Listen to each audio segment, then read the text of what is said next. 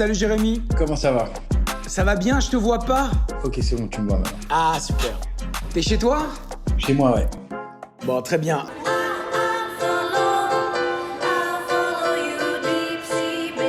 On voulait t'avoir pour parler de cette super série Paris Police 1900.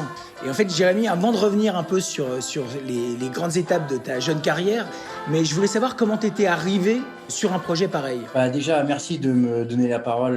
Vraiment, c'est très gentil, ça me touche. En fait, comment j'ai commencé sur ce projet? En fait, j'ai un ami à moi qui est un ami d'enfance qui est devenu agent, en fait, qui n'est pas le mien, mais qui est devenu agent. Et un jour, il m'appelle et il me dit « Ouais, t'as vu cette série Paris Police 1900 j'ai lu, c'est top et tout ça. » Il m'a dit « Faut absolument que tu castes pour le truc et tout. » Et casting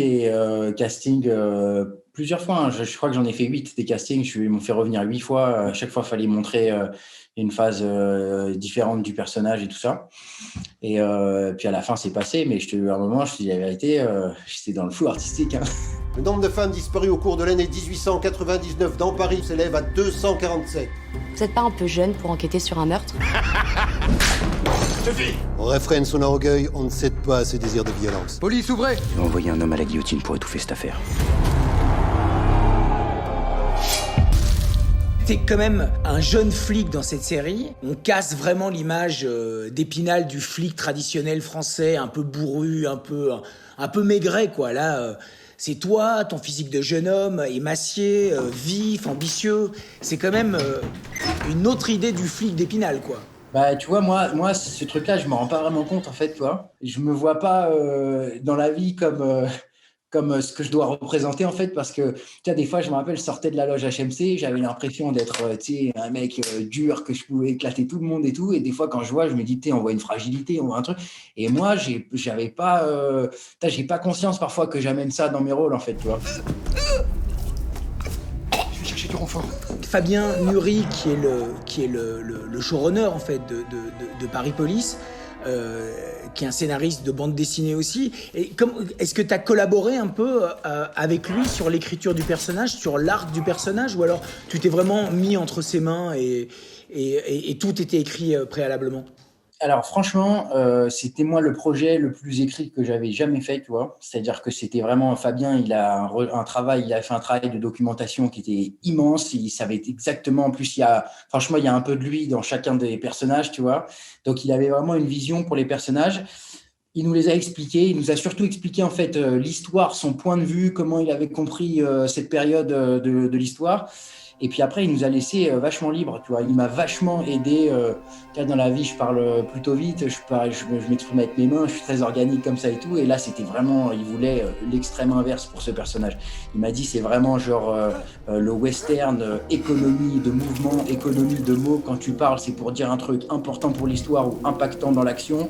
Et il me dit, on va faire monter comme ça ton personnage en puissance sur plusieurs saisons. Et il m'a dit, ton défi, ça va être de contenir un peu ta nervosité et ta fougue parce que on veut du contraste entre le début, la naissance de l'inspecteur Join et ce qui se passera après, tu vois. Donc il m'a vachement aidé à atteindre un peu ce calme, tu vois, ce côté un peu posé, quoi. Je l'ai tuée, elle avait 30 ans de moins que toi. Elle voulait retourner chez sa mère, toi tu l'as découpée en morceaux. Elle a eu ce qu'elle méritait.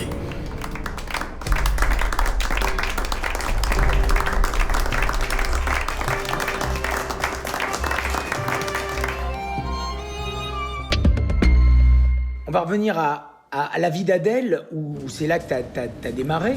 Ça va? Je commence à raconter de toi? Ouais, si tu veux. Est-ce que, en fait,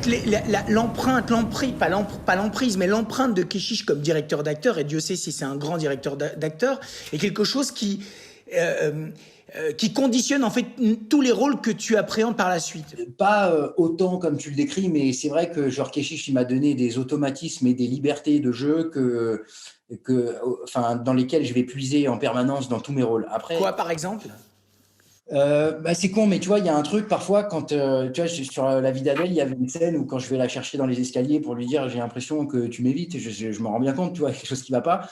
Je sais pas pourquoi. Alors c'était le lendemain où on avait fait la scène où tu vois, on casse ensemble et je devais pleurer. C'était un peu ça normalement qui angoisse un peu un acteur. Tu sais, tu dois chialer, machin et tout.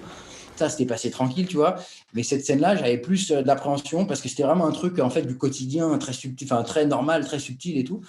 Et tu vois, il m'avait dit, déjà, il m'avait parlé, il m'avait dit, tu sais, moi, quand j'ai rencontré, je me rappelle, avec cette copine, alors tu sais jamais si l'histoire qu'il te raconte, elle est vraie ou elle n'est pas vraie, mais en tout cas, ça nourrit ton imaginaire et tu te dis, ah putain, lui aussi, il a vécu la même chose, donc il va me donner son expérience. Donc, d'un coup, déjà, tu dézoomes de toi-même, du blocage de la scène, du truc, et tu écoutes son histoire. Après, tu te dis, OK, ça me parle, c'est à peu près la même histoire et tout machin. Et il te dit, tiens, tu vas courir dans les escaliers, tu as bloqué ta respiration. Et il dit, quand tu arrives au moment de lui parler devant elle, quand tu vas dire ton premier mot, tu respires, tu reprends ta respiration pour la première fois. Au début, tu te dis, putain, c'est quoi, je vais pas me rajouter un handicap alors que déjà, je me sentais un peu en galère et tout. Et en fait, tu fais le truc, et ça te fait des réactions corporelles où genre ça te monte le sang dans les joues, tu te sens un peu angoissé et tout, tu arrives en haut, tu reprends ta respiration, tu dis ta phrase, en fait, tu n'as pas intellectualisé le truc et tu le dis d'une manière vraiment organique, comme quand tu dis quelque chose dans la vie comme ça qui sort spontanément, tu vois. Adèle, t'as 2 secondes? J'ai l'impression que tu m'évites. Tu continues une formation d'acteur ou tu tournes et... Mais moi, je bosse depuis que j'ai 18 ans avec une coach d'acteur qui s'appelle Karine Muris, tu vois.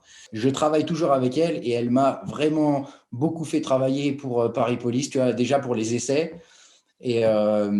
Ensuite, en fait, elle m'a vraiment aidé à trouver cet équilibre entre tu vois, moi-même et Antoine Jouin, tu vois, pour que ça devienne un peu une seule et même personne. Tu penses qu'il y aura une saison 2 de Paris Police? Ouais, c'est acté là. Ouais. Tes projets, Jérémy, c'est quoi? Là, je commence à tourner mardi le film de Jean-Jacques Hano. Donc, c'est pour ça que j'ai rasé tout. Je suis en formation depuis 2 semaines à la BSPP, là, les sapeurs-pompiers de Paris et tout. Et après, je fais un film, c'est 2 jeunes metteurs en scène qui s'appellent les FGKO. Ils avaient fait un premier film qui s'appelait Voyoucratie. Et du coup, là, c'est l'adaptation d'un roman écrit par un flic qu'on a vu de toutes les couleurs, tu vois, et ça s'appelle Du crépitement sous les néons, et c'est sur les réseaux de prostitution nigériane en France. Vous avez le sang chaud, inspecteur. Je doute que le commissaire Cochefer apprécie. Moi, je te souhaite vraiment le meilleur. C'est gentil, franchement, et merci pour. Je trouve que tu t'es bien renseigné, tes questions, elles m'ont parlé et tout. Vraiment, c'est très gentil, merci beaucoup. Le meilleur pour toi, Jérémy. Vraiment, que ça se passe bien. Ciao. Je vous retrouve la semaine prochaine et d'ici là, portez-vous bien. Salut.